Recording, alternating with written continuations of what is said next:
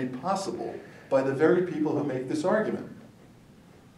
The Israeli version of democracy is one that allows it to control the composition of its population. Of the many things that could be said on this subject, let me just say that within Israel proper, 1,200 new Jewish towns, but not a single Palestinian town, have been established since 1948. And recently, Israel announced plans to displace 30,000 Bedouins from their villages. Why? Because they're not Jewish. All 30,000, and the villages are all within Israel proper, 1948 Israel. All 30,000 Bedouins are Israeli citizens, and their villages, all of their villages, predate the state of Israel. At one time, I believed in purity of arms, the principle that Israeli soldiers only act in self-defense and treat their enemies humanely. Zeev Schiff, Israel's preeminent military analyst, once said, quote, "The Israeli army has always struck civilian populations, purposely and consciously. The army has never distinguished civilian from military targets, but purposely attacked civilian targets." End of quote. Lebanon in 2006 and Gaza in late 2008 to early 2009 are operations in which the world rebuked Israel for its disproportionate use of force and the deliberate targeting of civilians. With regard to Gaza, NGOs such as B'Tselem, Amnesty International, Human Rights Watch, the International Red Cross, the National Lawyers Guild, UNICEF, and the Goldstone Report have all accused Israel of possible war crimes and crimes against humanity. Citing rocket attacks, Israel contends that its actions were dictated by security.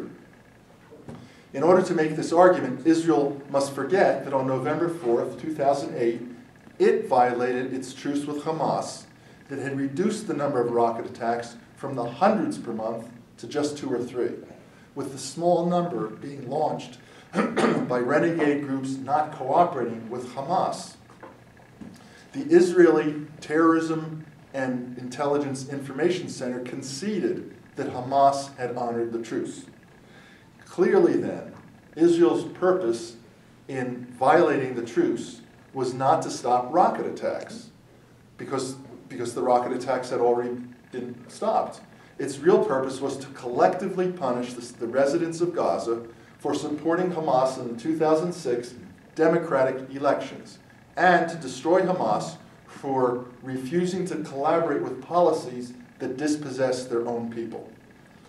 To bring more balance to this argument, I want to tell you about give you some figures.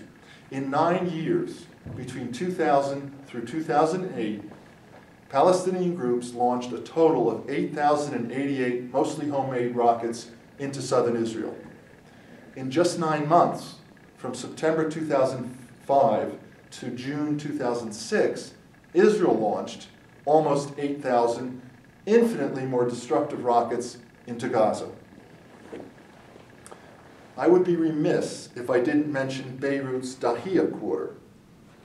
Reduced to rubble by Israeli bombs in 2006, Dahiyya has become a model for Israeli military planning, known as the Dahiyya Doctrine now, or the Dahiyya Strategy. Northern Command Chief General Gadi Eisenkot said, and I quote, "What happened in the Beirut suburb of Dahiyya will happen in every village from which shots are fired in the direction of Israel. We will wield disproportionate power against every village from which shots are fired and cause immense damage and destruction. From our perspective, these are military bases. This isn't a suggestion. This is a plan that has already been authorized." Remember, this was just 2 years before Gaza.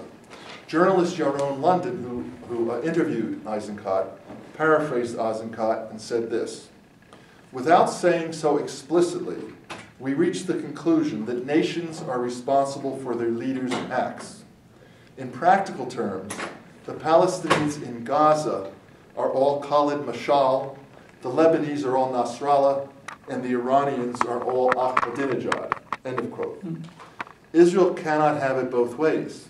It cannot conceive a strategy meant to inflict maximum damage upon a civilian population and then evade accountability with the excuse that it was only defending itself. Israel cannot associate all Gazans with Hamas leader Khalid Mashal, and then after killing nearly 1,000 civilians, including hundreds of children, deny it did so with premeditation or that its acts constituted war crimes. I'd like to read a brief paragraph from my book. Natural intelligence is the ability to look and to feel. Where a man cannot look, he cannot feel. And where a man cannot feel, he has not really looked. Without both, he will never understand. Throughout Palestine, Peace Not Apartheid, Jimmy Carter, records the statements of Israeli leaders, officials, soldiers, and customs officers.